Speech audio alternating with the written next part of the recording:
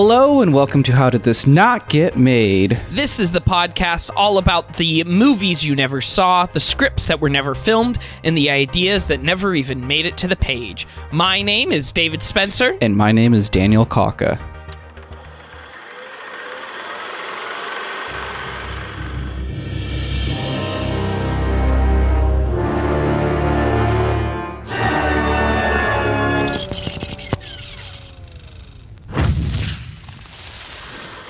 We're back for another one. Yes.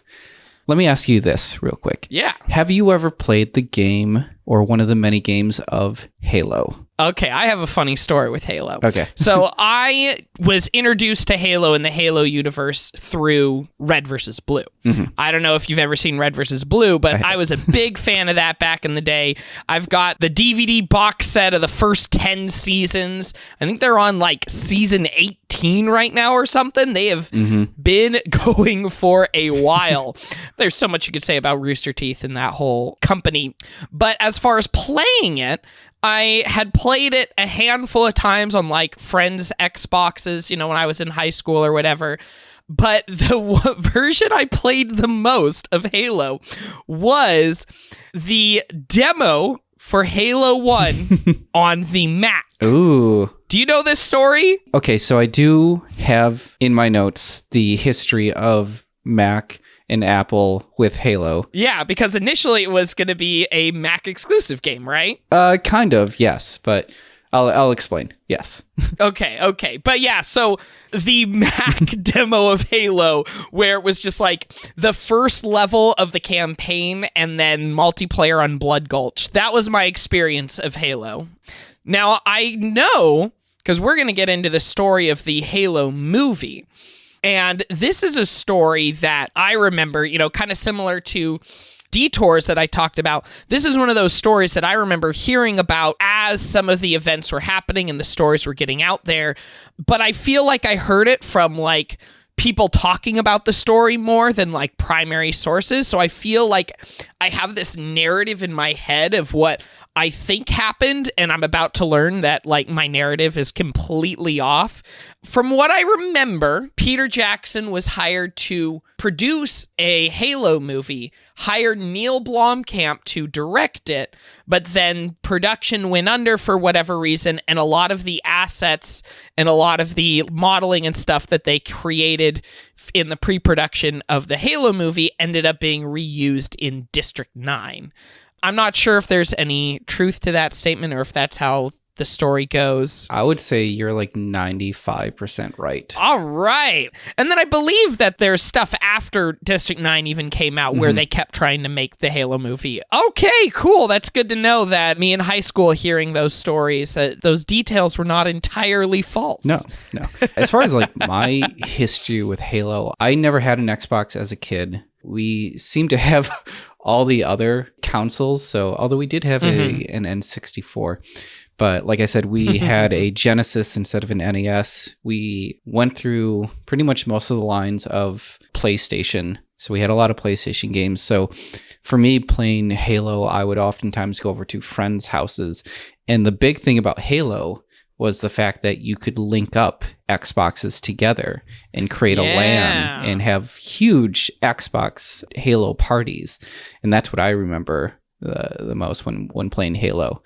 And the fact that you could actually play multiplayer on different screens. So instead of accusing whoever you're playing with as a screen watch, screen cheating. Yeah, you could actually play in two different rooms, link up the Xboxes together and play against each other that way. I never did console LAN parties, but I definitely had a few computer LAN parties. You know, everybody bringing their computer towers over to somebody's house to play Warcraft 3. Yeah. Yeah. Oh, and then of course there was Red versus Blue. Much like with Homestar Runner when I was growing up, I just remember there was a day that me and my roommates just sat down and just binged through as much Red versus Blue as possible. That show is ridiculous. It's so good. One of the sketches I remember was they were looking for X marks the spot or something. And that is a plus sign, not an That X. is a plus sign. I'm looking for an X. That is a plus sign. Some of the comedy in those early seasons that doesn't hold up still, but surprisingly, there's a lot more that does hold up than doesn't hold up. There is some good gags in there. It's really good. That's my history with Halo. I think since then, it's definitely fizzled out. But, I mean, we've had so many more games since then that hanging on to Halo seems... Well, Halo, for me, felt like it was kind of the piece of gamer culture for a while. Like, gamer culture was defined by Halo and playing Halo and, you know, doing all the multiplayer stuff and just being really into that world. I was never really into that kind of gamer culture thing. I was always a Nintendo guy, and even then didn't play as much video games as a lot of other people, but when I did, it was Mario and Zelda. But I do remember the biggest thing about Halo that I really appreciated was that incredible theme song. I remember having the MP3 of that theme song and playing that constantly. On the original iPod video, there was some game you could download where you could basically do like rhythm game stuff with your music library. And I just have these distinct memories of doing that song over and over and over again on this game because it fit so perfectly with the way this game worked. Actually, the music does come up in the story as well, so we'll get to that. Let's actually dive into this. Let's get into it. And the place that I thought we should start is with Peter Jackson. Yeah. So, growing up in New Zealand during the 60s, Peter Jackson was fond of the shows Thunderbirds and Monty Python's Flying Circus.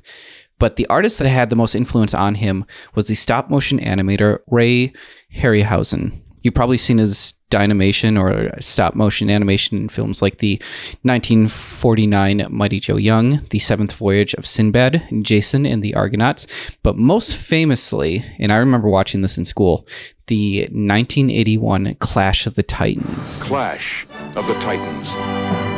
The good. The evil. The danger. The daring. How may a mortal man face and defeat the Kraken? And that was the last film that he did just before he retired. Yeah. I haven't seen Clash of the Titans, but like I always think of that skeleton scene in Jason and the Argonauts as that for me is what Harryhausen means. Yeah. And I think we see a little bit of it in the opening theme song of Malcolm in the Middle. I believe part of this animation is part of that. Yeah. I'd have to double check it, but I think I didn't know about that. That's crazy. That.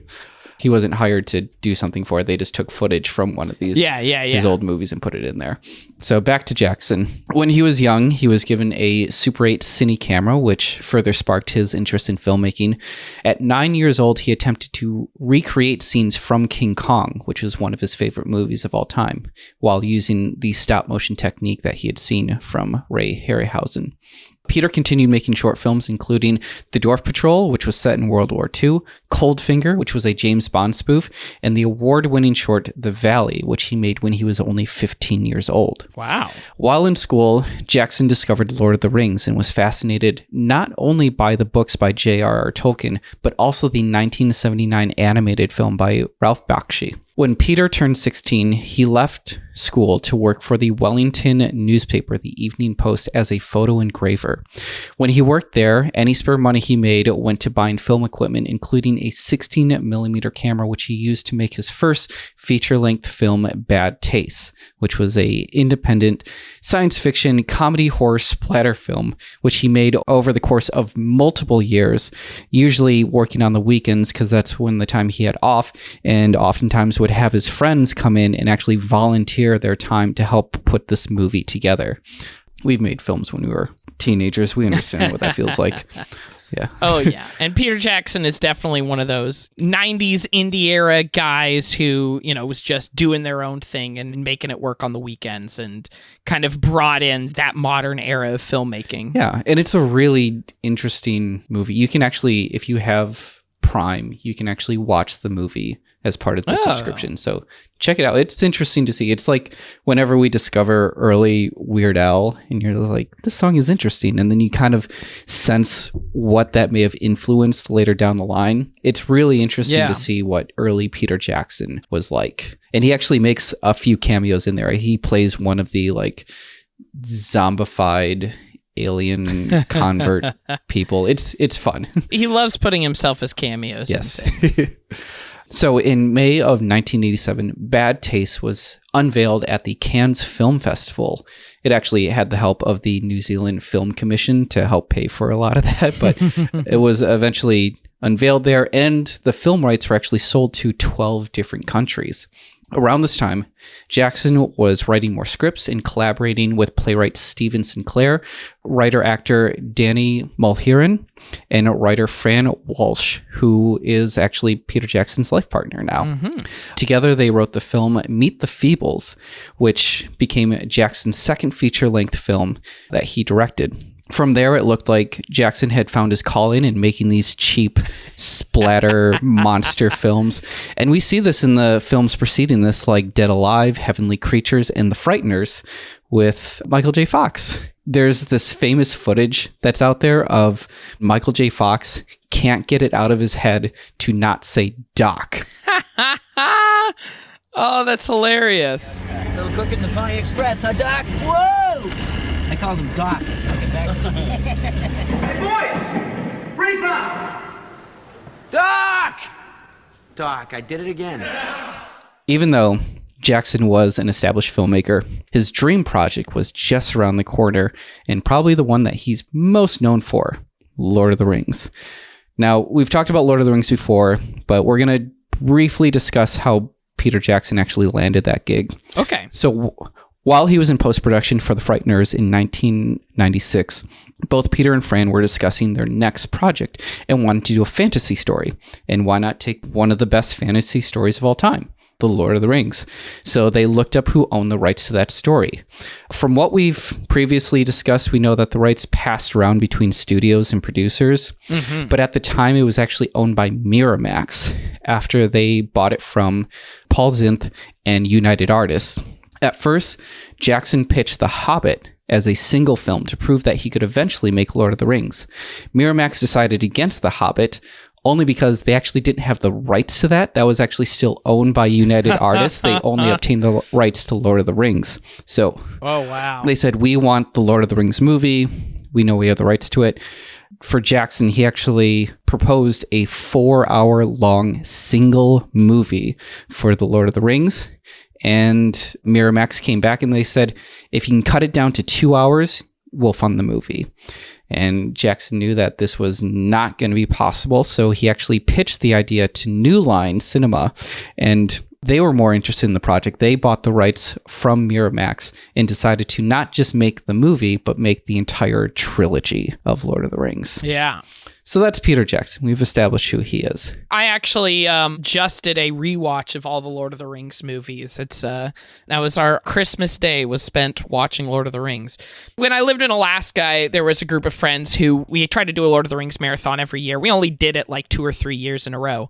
It was really fun to revisit those movies again. They're still absolute classics. They're still fantastic. I adore those movies. There's so much of my like childhood and like being aware of movies and fantasy storytelling wrapped up in those, you know, because they came out like when I was 12 and 13 and 14. So it was like just that perfect age. And I think the other thing a lot of people like us appreciate about those extended editions is all of those appendices. And I feel like that's when I first learned what movie making was and what it could be, was watching all of those special features. I think we probably talked about that on our Lord of the Rings episode in the past. But again, it's such a wonderful gift that we have that rich of a behind the scenes picture as to how those movies are made. I mean, this is around the time that DVD sales were one of the few ways of you making money, where after the movie had its theatrical run, now you actually depend on the DVD sales for it. And what better way to sell a DVD than saying it's the extended edition with the scenes that you've never seen in the theaters, with over 100 hours of behind the scenes footage available, which I know they're cheating there when they say there's hundreds of hours and they include the director's commentary and then the different other commentaries with it. Yeah, because there's like 4 commentary tracks for each movie. Yeah, and each of those is, 3 hours long? And those add up. Yeah. No, that doesn't count. I don't know if I've watched all those commentaries, but I've watched a bunch of those commentaries. While I was doing the notes for this, I actually had on in the background, and I kind of wish I paid attention more because I'd never actually seen them before, but I actually went through the Hobbit trilogy. Oh. That was interesting and fun to go through. I know that when I worked at Warner Brothers, when they showed off a lot of the Lord of the Rings stuff, it was actually the Hobbit stuff that they were showing off as like, this is where special effects technology is now because of this. Well, I mean, The Hobbit has some fantastic behind the scenes, and by fantastic behind the scenes features, I mean Lindsay Ellis's incredible 3-part video essay that came out a year or 2 ago about what went wrong with The Hobbit. If they really wanted to do a prequel to The Lord of the Rings, one that set up the universe, how the magic rings worked, how they came into existence, who Sauron is and where he came from, why he had control over the Rings of Power, the real prequel to The Lord of the Rings with a similar epic tone was The Silmarillion. That's like gold standard for YouTube video essays. She like went and interviewed people involved with the movie and like really did a deep dive. Have you not seen those? I'll have to check that out. Oh, they're super good because like it goes far beyond what a typical video essay does because it's not just like analyzing the surface stuff. There's 3 parts. The first part is kind of like what's in the actual movie and what's bad about these movies. The second part is, okay, now let's look at the story of what was happening behind the scenes of why some of these terrible decisions were made and why this movie ended up being a mess. And in that, she interviews some people, including like one of the dwarves who is really unhappy with the whole production and had a lot of dirt to say. And then the third part is like this even bigger picture of here's all the ways that the production of The Hobbit really fucked over the New Zealand economy and New Zealand film industry and like the concessions that New Zealand made to get The Hobbit filmed there again and like how it was damaging for labor and all this stuff.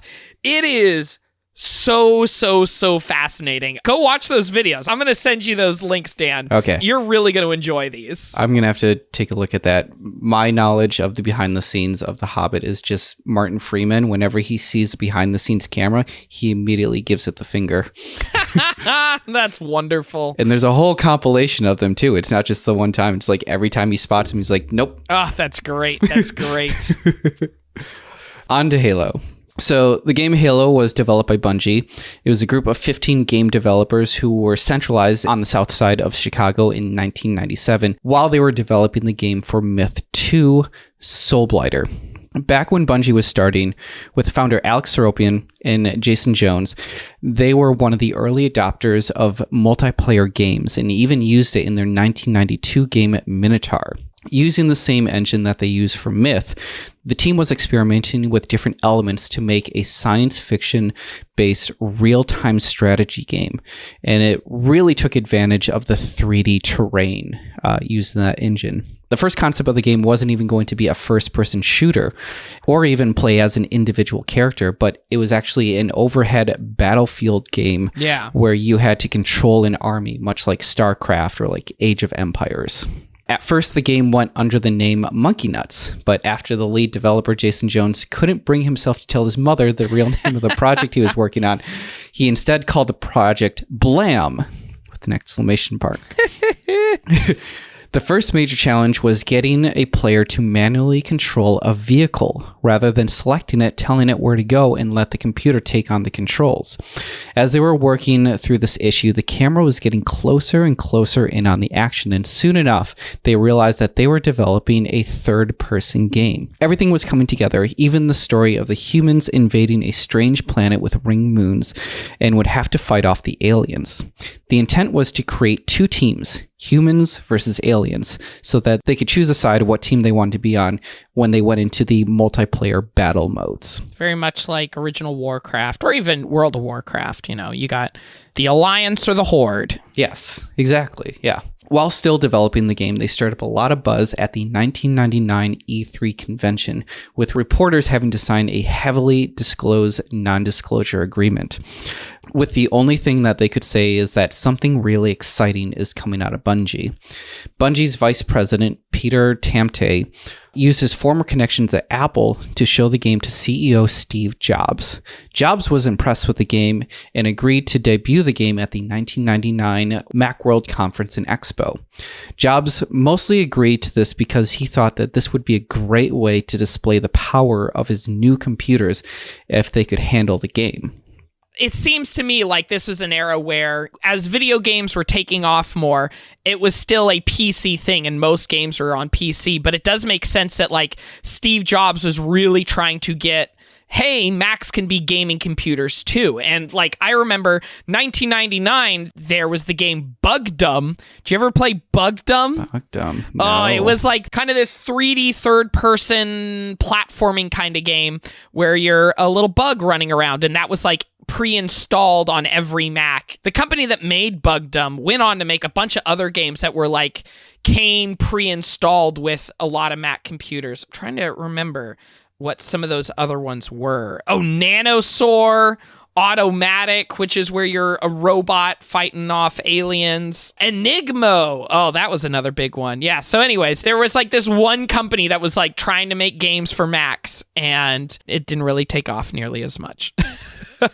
It's ironic now because it seems like Mac was going to be this is the gaming type computer, and now it kind of seems like it's the opposite of that now. Yeah, I mean, I think now actually over the last couple of years is when Mac computers are finally becoming an option to play games on. There's still not nearly as much, but there's a lot of games that used to be PC only that it's now easier to find games that are Mac or PC. But they still have not made their way into that market nearly as much as they ever wanted to. Yeah. Did they have like a playable demo at E3 in 1999 or? No. So I believe it was mostly there to like help sell their game Myth 2.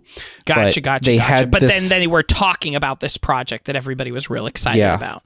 That makes sense. The way they showed it was like they had a bunch of reporters in a room. It was like a disclosed, sectioned off area. They could actually watch the game being played. I ask because I know an E3 presentation, it must be one later on down the line, like a year or two later, before the game was officially released. They did an E3 presentation where people can go play the demos, and I heard a story that they were looking through old photos that were like on press releases of people playing the game and spotted two of the creators of Red vs. Blue were playing the demo of Halo before they did Red vs. Blue, and it was like they just happened to be the ones in whatever this press photograph was. It had to have been after the Macworld conference. Because, yeah.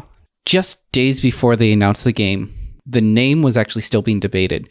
Other suggestions for the names were the Santa Machine, Silopsis, the Crystal Palace, Hard Vacuum, Star Maker, and Star Shield. Bungie even hired a branding company to help, and they came up with the name Covenant, which is the name of the alien species.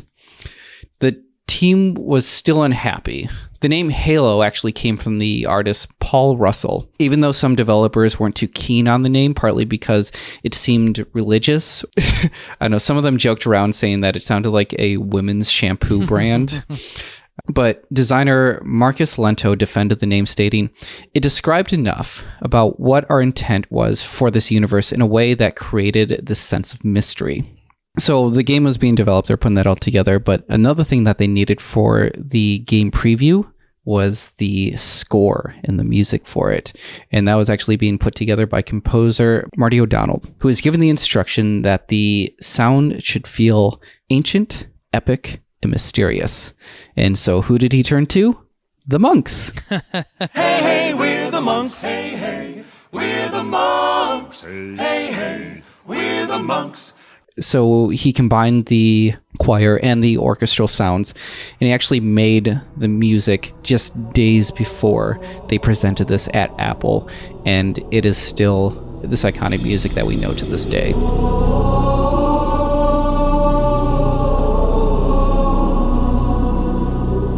Well, I love how it's like this grand choral choir and then this orchestra coming in. It does feel like the modern humanity kind of coming into this ancient alien race and what so much of the story of Halo is, where it's this combination of like this modern action adventure mixed with this like kind of ancient alien thing. It's like Star Wars. Yeah. Yeah, you feel like you're in an ancient world and all of a sudden people have lightsabers and technology beyond what we could imagine. So on July 21st, 1999, my birthday, Steve Jobs announced that they would be releasing the game simultaneously on Mac OS and Windows. So it wasn't going to be exclusively on Mac. So it was actually going to be for both. So this is why I say like you were 95% there. It was like it wasn't exclusive. You didn't get it exactly wrong. It was just like a little step further, but you're still, I mean, you're still right for the most part.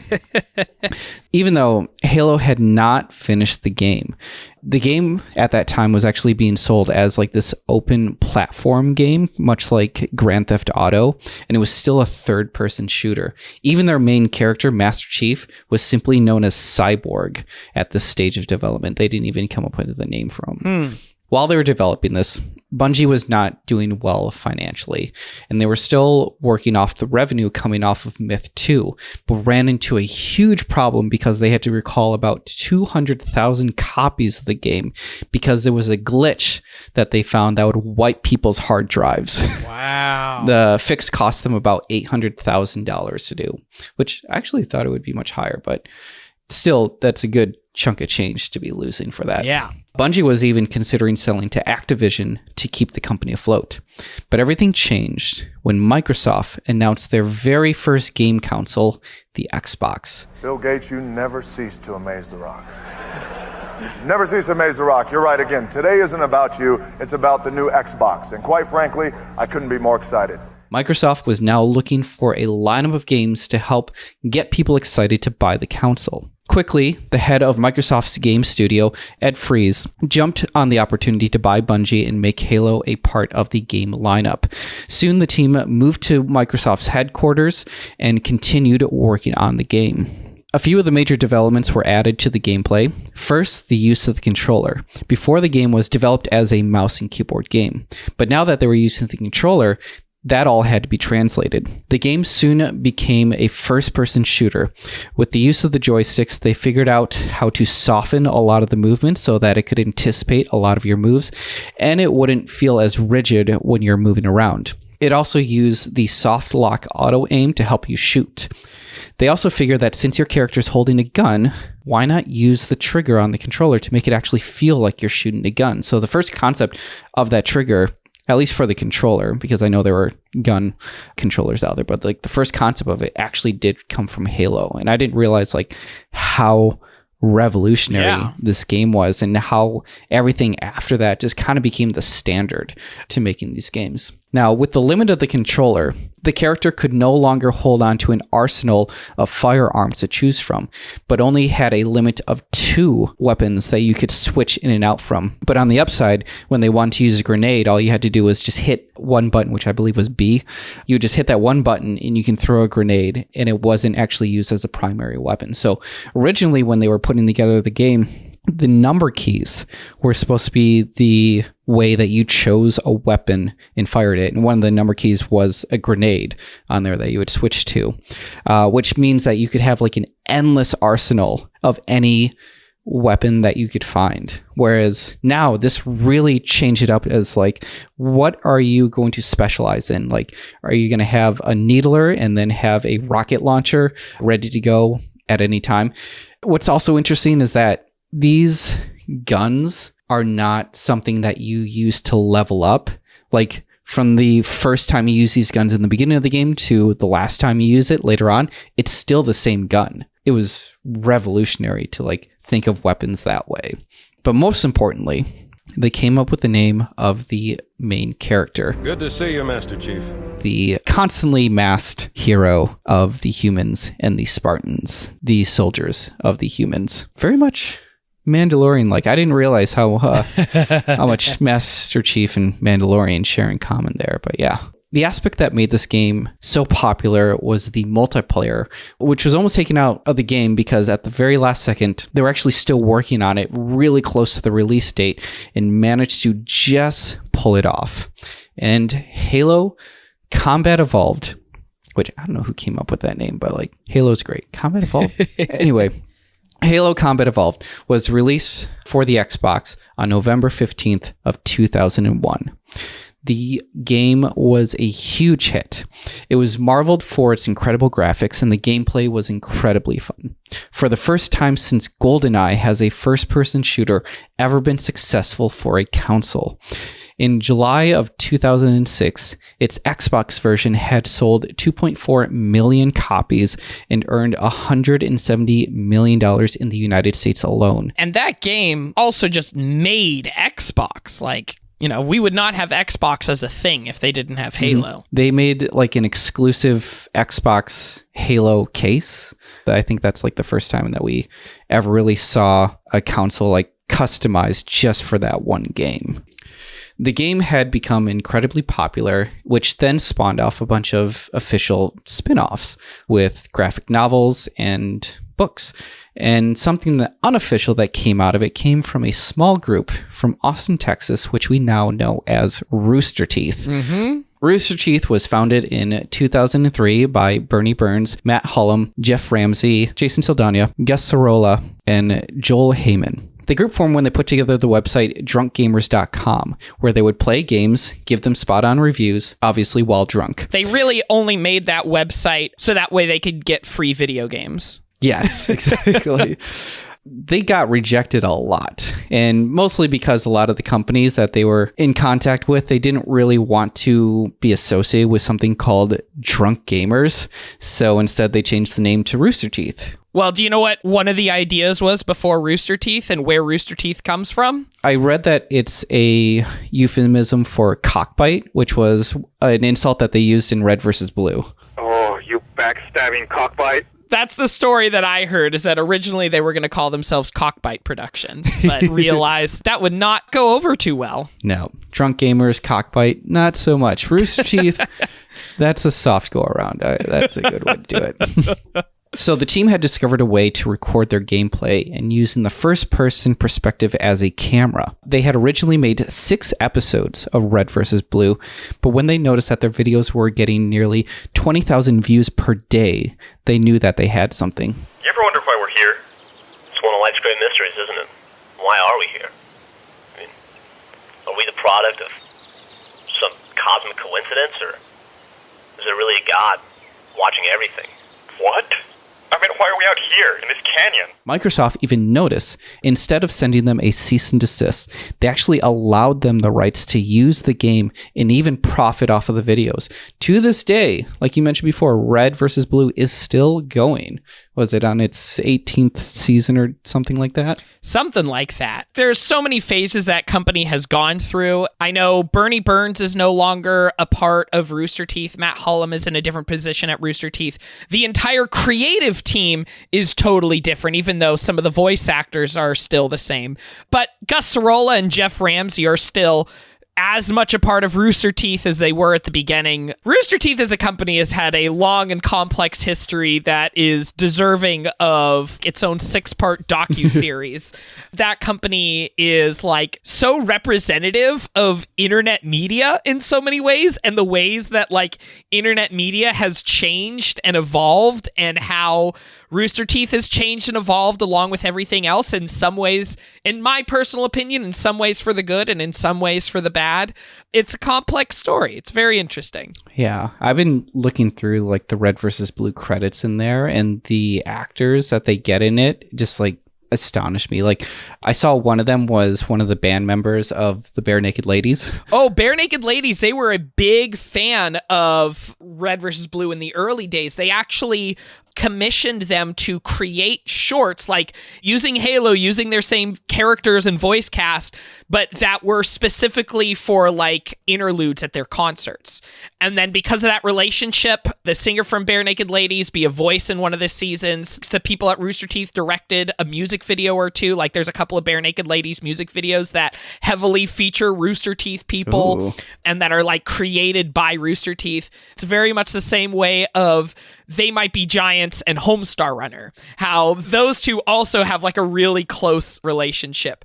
With Red vs. Blue, like it's really amazing to think about how they started with a couple of guys recording out of their spare bedroom. To the 10th season, they had Elijah Wood as one of the main characters, one of the main voices. That's nuts. And now it's like, a company of a couple hundred people producing all sorts of different things. I mean, their show Ruby is a massive success. They have Genlock, which came out a year ago, that had the voices like Michael B. Jordan, David Tennant, Maisie Williams. Wow. As somebody who's a longtime Red vs. Blue fan, and like I've been watching almost every season since 2004, I've kind of fallen off of it a little bit in the last couple of years. It was really surreal watching their show Genlock to hear David Tennant and Michael B. Jordan have the exchange. You ever wonder why we're here? Only every day since New York. Which is the opening dialogue of the first episode of Red vs. Blue. It was so weird to hear those two, like, big name actors repeating Red vs. Blue dialogue. Anyways, I could talk about that company forever. One of the big things that Halo seemed to do differently than a lot of other video game franchises is that it did have a whole lot more lore. It had graphic novels and books and all of this other ancillary material to fill out the universe. And that's not something that video games really did. I mean, you don't see Legend of Zelda novels. And like now I feel like it's more common where you'll get like ancillary material in the World of Warcraft world, but it really seems like Halo was doing that a whole lot more before anybody else was, and I really wonder how much the success of Red vs. Blue led into that. The realization that you could do narrative stories that aren't video games using these characters and these designs and these worlds and everything. Well, I have to imagine that Red vs. Blue, with Microsoft looking at it, they realize, oh, these are actual characters that are in this world and that can really shape this world. I even watched a whole video that chronicles the timeline of Halo, even with the later games in there serving as like a prequel to the first one. And it's really interesting. But I imagine that they looked at Red vs. Blue and they realized, oh, we can actually make like a live action, there's a lot of potential here, like a movie of some sort. Yeah, because back in 2005, Microsoft actually approached the CAA about pitching a film. The producer that was going to help make this happen was Larry Shapiro. The reason why is because he helped pitch the film Day After Tomorrow as a 24-hour time limit auction, and whichever studio bid the highest would get the rights for that film, which is a crazy way to pitch a film. It seems like a publicity stunt way of pitching a film. Yeah, and they wanted to do that with Halo as well. So yeah, Microsoft, they wanted to get the best deal out of this. Now, something that keep in mind is that Microsoft is a technology company, and they are going into the world of Hollywood, the world of movie making, and they're both businesses. They're both dealing with technology, but they are also vastly different in how they operate. Were they thinking about doing this as, hey, have our IP, or were they thinking of like being creative involved, like the way Sony is a production company, along with being a technology company? Do you know if that was Microsoft's goal, or were they just looking for somebody to do more with this IP? We'll kind of get into this more in detail, but it feels like Microsoft came in there as like, I'm the savior to your company. I will make you so much money. I am a gift from beyond, and you should be honored that I'm here in your presence type mentality. And everyone's looking at Microsoft just like, what the fuck is this guy talking about? What? We just make movies and you're just like one blip of the other thousands of movies that we make here. Like, fuck off. Yeah, we don't need this. Let's get into the story here. So they got the 28 Days Later writer Alex Garland. He was commissioned $1 million to write the Halo movie, to which he agreed. The thought behind the decision was to get a big blockbuster writer as just really a name on the script, because most of the process was supervised by Microsoft and they were constantly injecting the lore for the game into it. So it feels kind of like with Superman, where Kevin Smith was trying to write it and just like every day was bombarded by John Peters' production studio. And he was like, Alex Garland, he would have just come off of doing 28 Days Later at this time. And Sunshine, I think, was a little bit later. But for people who don't know Alex Garland, he went on to write and direct Ex Machina, Annihilation. He directed Ex Machina, right? Yeah, he wrote and directed Ex Machina, Annihilation, and was the creator of the show Devs that came out last spring. But he's like done a bunch of other sci-fi scripts like Sunshine and 28 Days Later. Yeah. So he seems like he'd be perfect for something like this. But it doesn't feel like this was his creative work, but just more of like, he's the guy who knows how to format this and here's everything. There has been leaks of the script that's been out there, and I tried searching really? Of Alex everywhere. Garland's script? Yeah. And I've been trying to look everywhere for it. There was a post on Reddit for it. There was a few other sites, I think, but they leaked it out there. But from what I could find, I could not find it. A lot of them got struck down. The closest thing that I could find as far as like plot structure goes is I found a review of the script on scriptshadow.net. And this guy actually provided just a short summary of what the movie would have been about. It's 2552. The Covenant, an alien species, have declared a holy war on the human race with the intent of rendering them extinct. The movie opens in the middle of a space battle where we see the human ship, the Pillar of Autumn, just before it jumps into light speed.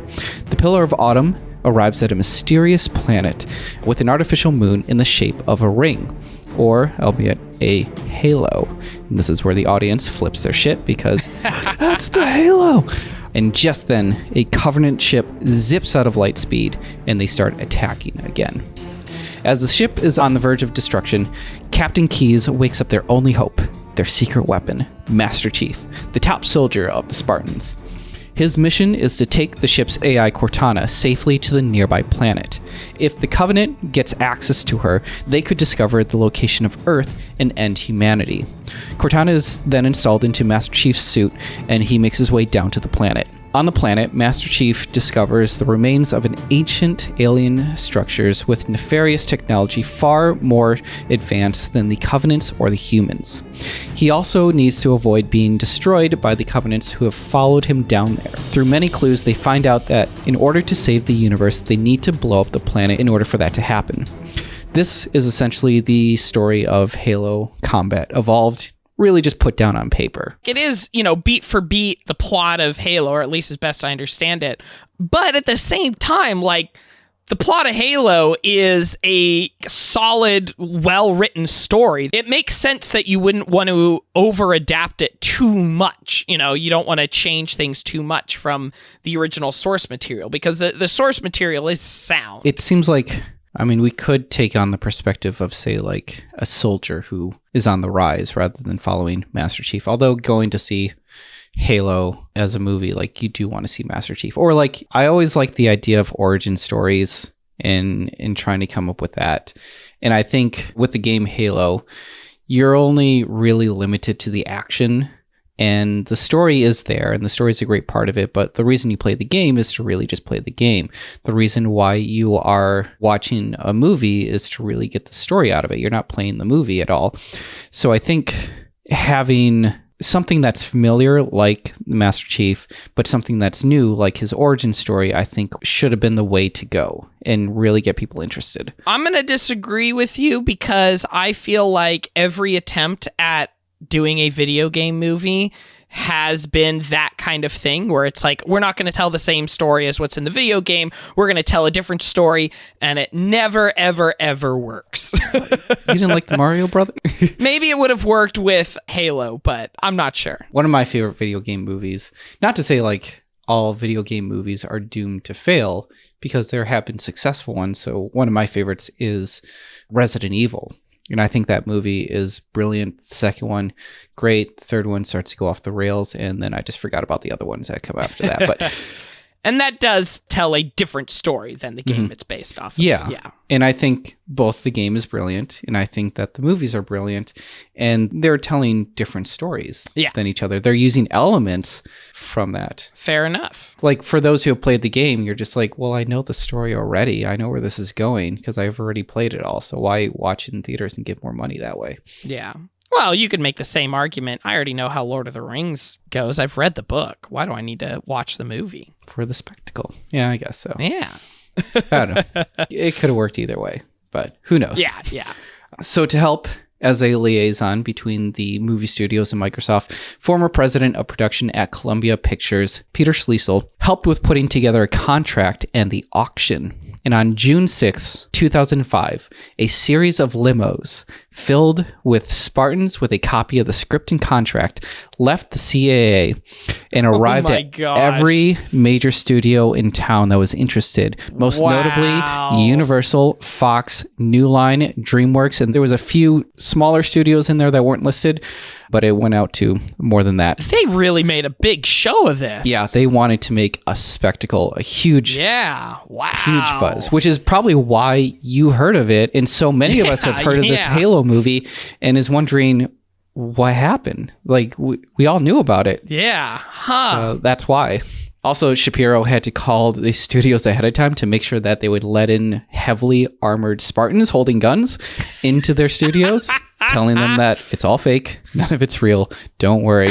Man, I just got to think about, like, publicity stunts is nothing new in Hollywood. There's so many crazy things that have happened that were just like big old publicity stunts. I don't think I've ever heard of the selling of a movie being a publicity stunt like this. Like, probably the only other thing I can think of is what Kevin Smith did with, I think it was Red State. He was trying to sell, I think before it had even like premiered at Sundance or anything, so before people had even seen it, where he was auctioning off the distribution rights and made this big old show of everybody come and, you know, there's going to be a big deal to auction off Kevin Smith's new movie. And then he then bid $1 and accepted it to himself and sold it to himself for $1 in front of all these other distribution companies because he was like, none of you guys are going to be able to do the right thing with this movie and I'm going to do the right thing with it. This was a time when Kevin Smith was really antagonistic with the studio system and with critic system and everything. This is after movies like Jersey Girl and I believe even after Cop Out, which is just really soured his feelings on Hollywood. He made this big old show of selling himself his own movie for $1 and self-distributing it. That's amazing. Yeah. Even like the new Jay and Silent Bob movie was independently released. He didn't do a theatrical premiere. He actually did a tour for that one. Anyway, this whole spectacle is going on. What they would do is they actually had like meetings set up for this, and the Spartans would arrive with the script and the contract.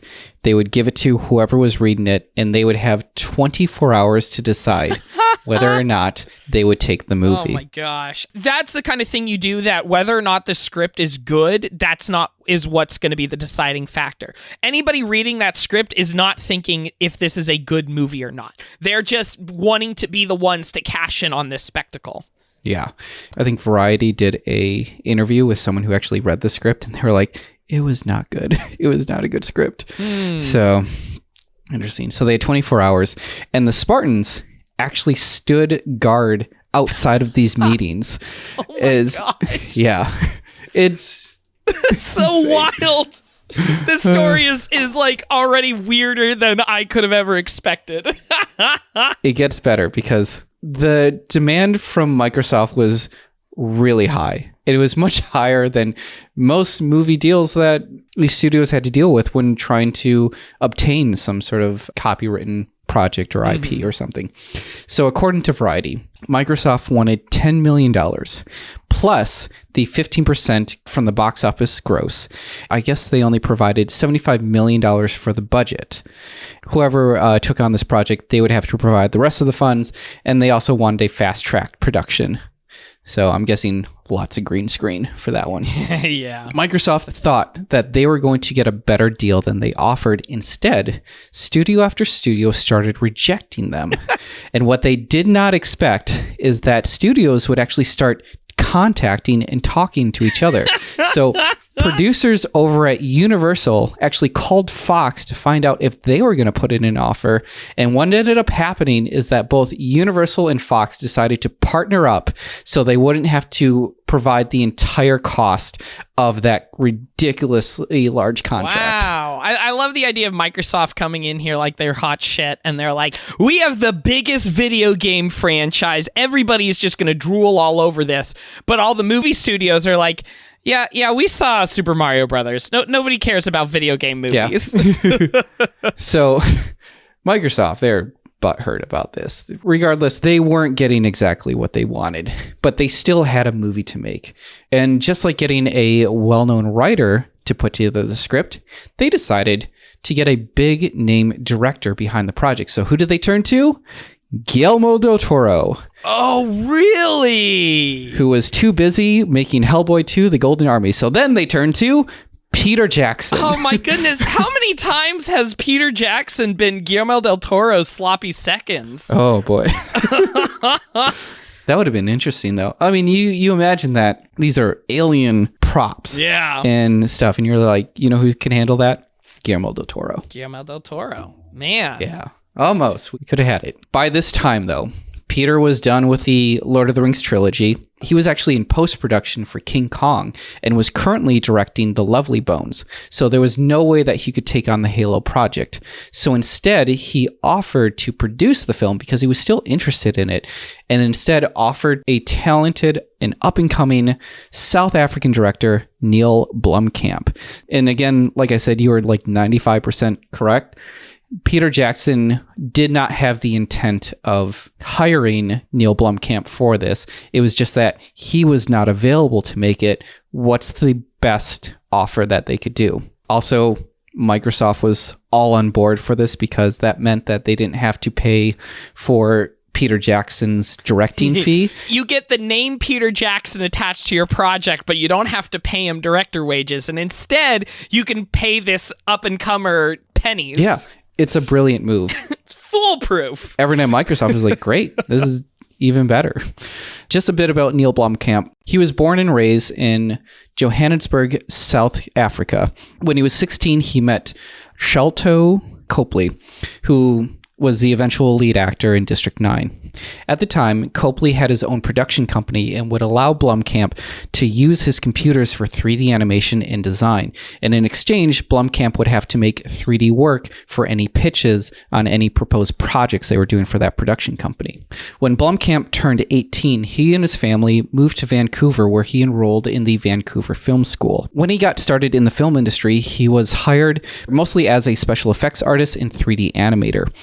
He's animated credits for Stargate SG-1 in 1998, First Wave in 1998, Mercy Point in 1998, and Aftershock Earthquake in New York in 1999. He was the lead animator in the Dark Angel TV series in the year 2000. And he was the lead 3D animator for 3,000 Miles to Graceland in 2001. Neil's career changed when he started directing commercials for companies like Nike and Euro RSCG London. It was soon after that he began working on his own shorts, a lot of them mixing the world of South Africa with advanced technology using the use of CGI. Blomkamp was discovered by Peter Jackson because he was looking for a director that he could trust with Halo. He was given a DVD of Blomkamp's reel and was immediately impressed, especially with the shorts Tetraval, Alive in Joburg, Tempbot, and Yellow. Blomkamp was concerned for sure. The budget was estimated to be $100 million and 3 huge companies behind it. And he hadn't done a feature film at this point, right? No, he had done commercials. He had done shorts. Yeah, he had never done a movie. That is a big step up to go from doing commercials and shorts to being in charge of this potentially massive franchise. And he was wary going into this. There was an interview that Variety had done with him, which is really well done. I have a few quotes from there. He says, "My instinct was that I crawled into a hornet's nest, and it was not good. And it was a clusterfuck from day one. There's no question that there was a clash of worlds for sure. The two sides weren't seen eye to eye." So, not a good start there. The vision that Blomkamp was known for, it was a gritty, run and gun, like documentary type feel, something that the studio was not really into. In fact, the co-chairman of Fox Film Entertainment, Tom Rothman, really didn't like where that film was going, and Blomkamp had this to say about him. "Rothman hated me. I think he would have gotten rid of me if he could have. The suits weren't happy with the direction I was going. Thing was, though, I'd played Halo. And I play video games. I'm the generation more than they are. And I know my version of Halo, and it could be insanely cool.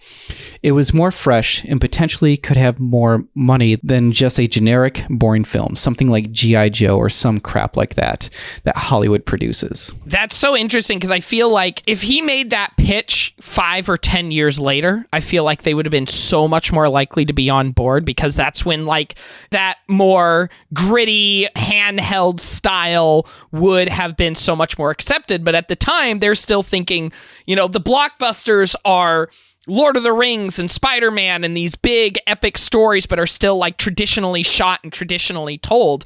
But it also makes so much sense for Neil Blomkamp to want to go with his more gritty version, because it's a first-person game. It's not the real-time strategy game that they initially set to do, where you're watching big armies clash. It is in your face, you're there on the ground running through it. It totally makes sense for Neil Blomkamp's version.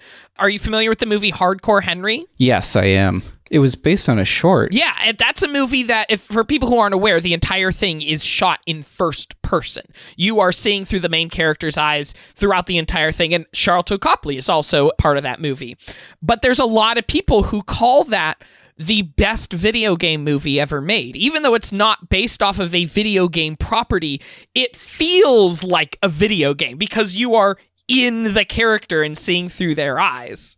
I guess the vision that Blomkamp was going for, it's not unusual. Like, we had something like Saving Private Ryan, which was in 1998. Yeah. And if you remember that first scene in Saving Private Ryan where they arrive on the beaches, like Absolutely. That is in the dirt, gritty. You were watching the perspective of these soldiers going through this. So, like, this isn't something that's unusual. So we're not... Microsoft just didn't see it, I guess. Nope. He was not happy with Fox, and he went on to say, "The way Fox dealt with me was not cool. Right from the beginning, when former president of the production for Universal Studios and now Halo producer, Mary Parent, hired me, up until the end when it collapsed. They treated me like shit. They were just a crappy studio. I'll never, ever work for Fox ever again because of what happened to Halo. Unless you pay me an ungodly amount of money, and I have absolute fucking control." Wow. So yeah, he is pissed. And he has not worked with Fox ever since. Huh. The other problem we had was with Microsoft and their level of control over the production. And it was clear even when he read the script. And he had this to say: "If you're dealing with a company that doesn't understand the film industry, its sense of assurance comes with glossy names that have done a lot of big projects that have made them a lot of money. I think the guys at Bungie liked what I was doing. I'm fairly confident in saying that they liked where I was going. It's highly possible that the artwork that was getting back to Microsoft and Microsoft itself, the corporate entity was not happy with it because it was too unconventional. I don't know if that's true or not, but it's entirely possible." While in pre-production, the original screenplay was redrafted by writers Scott Frank, who did Malice, Get Shorty, and Minority Report, D.B. Wise, who went on to do Game of Thrones, and Josh Olson, who did A History of Violence. Meanwhile, in New Zealand, Peter Jackson's physical effects company, Weta Workshop, was working on making real-life versions of Halo weapons, armor, and even a warthog, like a fully functional warthog, which is really cool to see test footage of. The development was moving slow, and Fox and Universal were getting impatient. The budget was increasing, and Universal was looking to renegotiate the deal to make things work. Microsoft, on the other hand, refused to budge on the deal, so Fox and Universal couldn't move on with the project, knowing that little to no money was going to be made and that it was going to all go to Microsoft. Fox and Universal dropped out of the production, and production came to a halt in October of 2006. Blomkamp, again, had this to say: one of the complicating factors with Halo was that Microsoft wasn't the normal party that you'd go off and option the IP from and make your product. Because Microsoft is such an omnipresent, powerful corporation, they weren't just going to sit back and not take a massive cut of the profits. When you have a corporation that potent and that large taking a percentage of the profits, then you've got Peter Jackson taking a percentage of the profits, and you start adding up all the other stuff, mix in the fact that you have two studios sharing the profits. Suddenly, the return on investment starts to decline, so that becomes not worth making. Ultimately, that's essentially what killed the film. This didn't stop Bungie from taking advantage of the situation, though. To help promote their upcoming launch for Halo 3, Bungie Studio teamed up with Weta Workshop, which was the effects house that made all the weapons, armor, and the Warthog, with Origami Digital, which is a CGI effects post house, and Neil Blomkamp to put together promo shorts for their game. The result were 3 shorts that take place in the events before the Halo 3 storyline. So there are 3 shorts in here. I had you watch the short Halo Landfall. What you actually watched was a combination of 3 shorts put into one. So they weren't released at the same time, and I'll explain kind of the first part. And when you watch the short again, you can actually see exactly where those cuts are. Yeah. So the first short, Halo Arms Race, looks like a UNSC recruitment video showing the assembly of armor, weapons, soldiers, and vehicles that would be featured in the game. The short was released July 10th of 2007, the same day that the Halo 3 E3 trailer dropped. This was to put out a test to see if a live-action Halo movie would actually catch any interest. This also might have been confusing for those who still believe that the Halo movie was going on and was unaware that it was canceled. So I think this is where you got confused as to like, oh, there's going to be a live action Halo movie, and there's a short that's out there that actually shows Halo in live action. You're like, is it a trailer for this? So I can see where the internet confusion happened. Yeah. I mean, they didn't really explain it either. They're like, yeah, absolutely. They just put it out there and they're like Halo 3, and they're like, but that wasn't the gameplay. That was live I don't know. I can see why that's very confusing. The second short was Halo Combat. This was the first part of a 2-part short, which shows the UNSC optical drop shock troopers in combat with the Covenant aliens. For the first time, we actually see the Warthog in live action. Yes, that was a real vehicle that was in there. The short premiered on Weta's website on August 28th of 2007, and then on Xbox website 3 days later. Although fans may have gotten an early look because the short actually got leaked on August 23rd, just 5 days before the premiere on Weta's Workshop. The short is presumed to have been filmed at a landfill in Wellington, New Zealand, which is Peter Jackson's hometown, and the main location for Weta's Workshop. I couldn't find anything that actually confirmed that. It just said that it might have been filmed there, which makes sense that it would be filmed in Wellington. The second part, Halo, Last One Standing, continues more of the battle, showing more of the Warthog, but also a lot of the gritty mess of the war and the carnage. We get to see more weapons like grenades, the sniper rifle, which was really cool. We don't ever get to see Master Chief in any of Blomkamp's short, but there is a line where one of the soldiers says, "Master Chief's re-entry is minutes away." Okay, got it. Implying that this was going to be the beginning of Halo 3. And this was actually released on September 24th, 2007, just 24 hours before the actual release of the game Halo 3. So this is where that all falls into place. And it's definitely worth noting that the style of this is that in-your-face, shaky cam, almost documentary style. This does seem like it was filmed and made the way that Neil Blomkamp had always intended to make this project. Yeah. That he kept being told no to. So it almost seems to me like Microsoft liked the idea of this, but Fox was not a fan of this style of filmmaking. They weren't a fan of it. They realized they were spending way too much money on it, and they realized they weren't going to profit off of it. So everything was just working against them at that point. And it doesn't seem like, from looking back at the production companies behind it, it feels like it was just Bungie who was working independently and completely outside of Microsoft, and just saying that, oh, this is just a commercial that we're filming. Yeah. At this point, it's like, well, we already have all of this stuff made. We've got these relationships made. We might as well do something with it. And they took advantage of that. Now that Neil was done with Halo, he was ready to move on. For Peter Jackson, he still was looking for a project for Blomkamp to take on. For Jackson, one of the shorts that really caught his eye was Live in Joburg. These aliens were moving into new areas, and this is when the government started to get tough. This is when things started to get out of hand. Which is about oppressed aliens in South Africa, which I actually had you watch before that as well. Yeah. So soon, Neil and his wife, Terry Tatchell, got to work and developed the script for District 9. Jackson got together $30 million and the movie was made.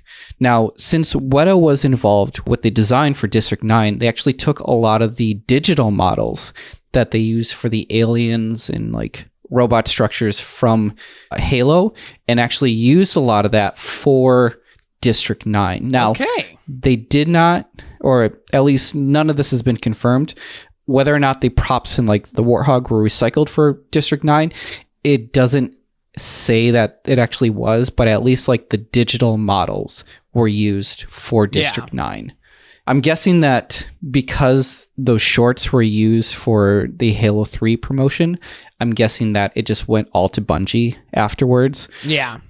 It was interesting because I watched that short before we started recording today, and that was my first time seeing that short. I had seen District 9, and I remember really enjoying District 9, although I don't think I've seen it since it initially came out. But I remember when it came out, that was a big deal. Everybody was talking about that movie for a while. And I didn't realize that it was initially a short. And that's where I started to doubt myself on the narrative that I'd heard of the idea that assets from Halo movie were reused in District 9. That was something that's like, oh, maybe that wasn't something that actually happened. But no, that was part of the whole story. Yeah.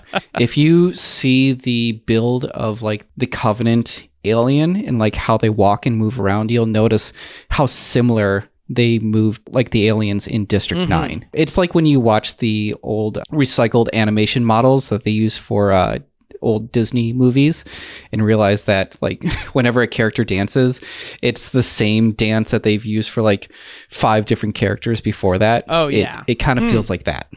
As for a sequel to District 9, Blomkamp told in an interview with IGN in June of 2013, "I really want to make a District 9 sequel. I genuinely do. The problem is I have a bunch of ideas and stuff I want to make. I'm relatively new to this. I'm about to make my 3rd film, and now the pattern that I'm starting to realize is very true is that you lock yourself into a film beyond the film you're currently working on. But it just doesn't work for me." So yeah. As far as we see, most of the proposed sequels that we hear about, with Gladiator 2, is we're thinking about it. There are people out there that are like, yeah, if it's going to be made, we'll make it, but nothing official yet. So as for Bungie Studios, they have not let go of the idea of doing live action work. In fact, because of the potential movie debacle, it's really made Bungie into a multimedia platform, or I guess it's not Bungie anymore. It's 343 Industries.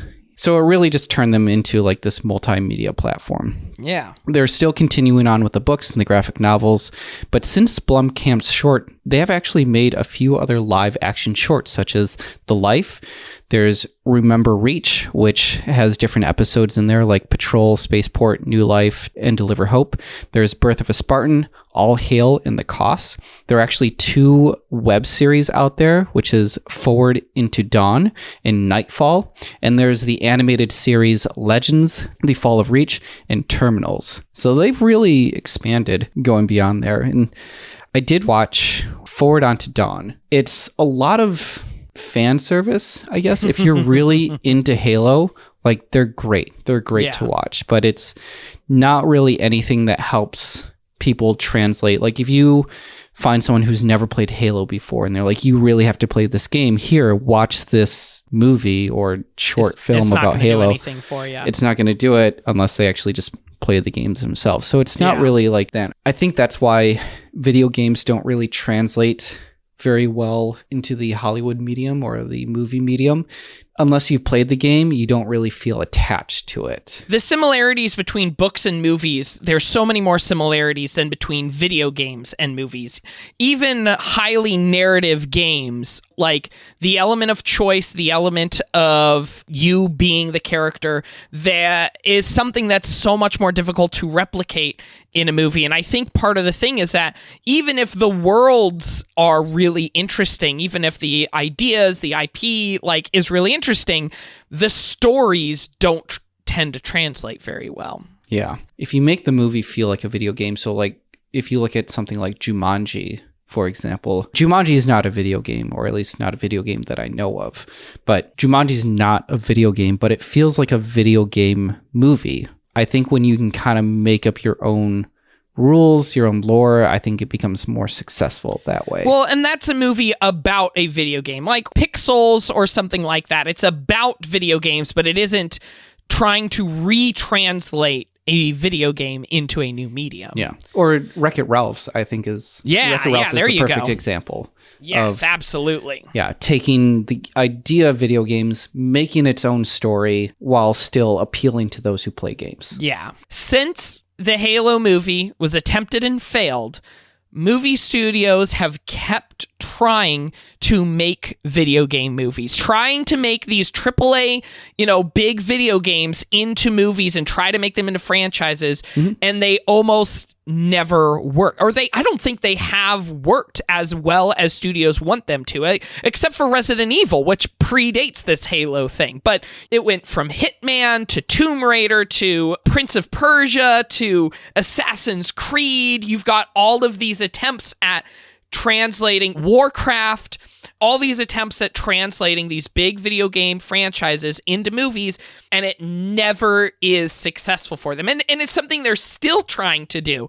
We recently got the announcement of Oscar Isaac is going to be in a Metal Gear Solid movie, and they're working on Uncharted with Tom Holland. They're going to keep on doing this, and it's really interesting to think about if the Halo movie was made, I feel like we would live in a world where either the Halo movie was made and failed and nobody tried to make video game movies since then, or Halo was made and was successful, and then we would have had a totally different approach to all these video game movies, and there would have been a lot more attention on them and potentially could have been better. It's just really interesting to think about where it's like there's this big failed project that's just stuck in everybody's minds, and everybody is like, well, I think we could make it. I think we can make it be successful. And nobody has been able to do what the dream of the Halo movie was. Yeah. The advantage of creating these stories for video games is that the story comes out of the gameplay, really. And you look back at the beginning of what Halo was supposed to be, which was supposed to be a battlefield game where you and your army, you're trying to outsmart the other army. You have to create two sides. They're like, okay, so what are two interesting opponents? What about aliens? Aliens are interesting. Okay, humans, all right. So why are the humans there? Why are the aliens there? Why are they fighting each other? And it's a lot of answering those questions. It isn't like a book where you come up with the story first. This is something where they came up with the gameplay first, and the story is just there to facilitate that gameplay. The story is the excuse for the action sequences to be connected. Yeah. This doesn't mean that Halo is no longer done with trying to make any huge splashes. Now, they're not doing a movie per se, but there is a big project that is in the works right now. So the project that you should keep an eye on, and I have a Google alert for this one, is the Halo television series that they are making for Showtime. Now, it was first announced back in 2013 and was last reported on in 2019 that the series is still in the works and that there's going to be a 9-episode first season. I forgot about this. I remember hearing about this once years ago. Now, the production studios that are behind this, obviously the 343 Industries, formerly known as Bungie, Microsoft Studios, obviously. But here's an interesting one. Amblin is behind this as well. Yeah. So Steven Spielberg's production company is behind Halo, or at least the television series. So it'll be interesting to see what happens there. Don't have Peter Jackson on the project anymore. Let's go up one step and get Steven Spielberg. Perfect. Now you can actually go onto their IMDb and you can actually see the cast that has been announced for it. For Master Chief, they got Pablo Schreiber, who you may know from Orange is the New Black as the porn stash guard. He was also in 13 Hours and Den of Thieves. For Captain Jacob Keyes, that's going to be Danny Sapani, who is in Black Panther, but is probably most notably known for being in Penny Dreadful. As Soren 066, they got Bakeem Woodbine, which you may remember from Spider-Man Homecoming. He was one of the Shockers. Okay. He was also in Fargo as Mike Milligan. If you look him up, you would definitely recognize him right away. Mm-hmm. Kind of looks like Dave Chappelle almost. For Cortana, they got Natasha McElroy, which you may remember from The Truman Show as Truman's wife. She was also in Ronin and Solaris. So yeah, they got some recognizable people in there. Definitely a lot of people where you look at their face and you're like, I know who that person is. Yeah, it's in the works. I'm not sure how far they are in it. They haven't announced any release dates or anything like that. From what I heard, the next big live action project for Halo is the television series they're doing for Showtime. That's the story of Halo and how it nearly got made in its ridiculous 24-hour pitch auction thing. Yeah. This has been one of my favorite stories to learn about, just because of some of the theatricality of what happened behind the scenes. It is also just like this really interesting confluence of different types of entertainment, coming together and trying to make this thing happen. And it is an interesting moment in the film industry and in the careers of people like Neil Blomkamp. This has been one of my favorite stories to go through. It's a really good one. I'm glad I looked into this and found out about this. I guess it's going to go ahead and wrap us up. So thank you, everybody, so much for listening to this podcast. If you want to find more episodes of this show, you can go to our website, pipedreampodcasts.com, where you can also find episodes for other shows like Escape from Walt Disney and Come on Fahookwapods. You can get in touch with us. We'd love to get your emails. Send those emails to notgetmade@gmail.com. You can find us on Twitter. We are at HDTNGM. And on Instagram, we are How Did This Not Get Made? Yes. Oh, yeah. First try, baby. And one more thing, we would also love to tell you about our Patreon page. You subscribe to our Patreon page for just $2 a month. You get access to a special monthly episode where we talk about random nonsense. For $5 a month, you get access to show notes of everything that we do and all the research that we do for this show. And there's lots of other goodies there. And that Patreon is not just to support this show, but it's also to support Come On Fahookwapods and the feeds for all of our past podcasts and for future projects that we may end up doing. Mm-hmm. So thank you for all of your support. Yeah. One more thing I should mention, give us a review on iTunes. iTunes reviews continue to be one of the best ways to get podcasts noticed. And if you really like this show, tell a friend about it. Word of mouth is one of the best ways to spread as well. It's true. All right, that's going to go ahead and wrap us up. Thank you, everybody, for listening. Thank you.